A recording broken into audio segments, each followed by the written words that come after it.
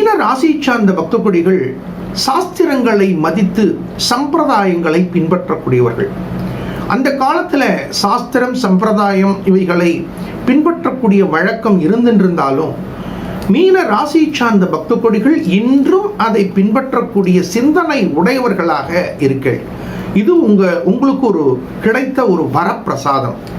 உங்களது ராசி நாதனாக இருக்கக்கூடிய குரு பகவான் 1-10 அதிபதி உங்க ராசிக்கு சதுர்கேந்திர ஸ்தானத்தில் இருந்து பஞ்சம ஸ்தானத்துக்கு பிரவேசிக்கின்றார். இது ஒரு அருமையான அமைப்பு. மீன ராசிக்கு ராசி நாதனாக இருக்கக்கூடியவர், மீன ராசியில சொச்சேத்திர பலம் பெற்று சஞ்சரிக்கக்கூடியவர்.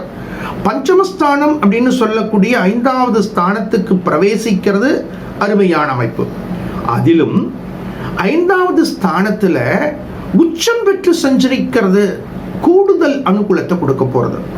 அப்ப மீன ராசிக்காரர்களுக்கு 7.5 சனி ஆரம்பிச்சுடுத்தே அப்படிங்கக்கூடிய கவலை நீங்க போறது, விரயத்தில் ராகு பகவான் இருக்காரா அப்படிங்கக்கூடிய பயம் நீங்க போறது, உங்களுக்கு இருக்கக்கூடிய கவலைகள் கட்டங்கள் நீங்கக்கூடிய அமைப்புகளை குரு பகவான் அனுகிரகம் பண்ண போறார்.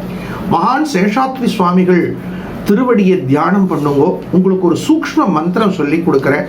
அதை தினந்தோறும் 21 முறை கூறும் பொழுது அபரிமிதமான வெற்றிகளை நீங்கள் பிரத்யட்சமாக பெறுவீர்கள். மீன ராசிக்காரா ஓம் ஜெயந்தாய நமஹா என்ற திருநாமாவை தினம் 21 முறை ஜபம் செய்யும் போது குரு பகவானுடைய தனிப்பெரும் கருணை உங்களது வாழ்க்கையில மாற்றங்களையும் ஏற்றங்களையும் கொடுக்கும்.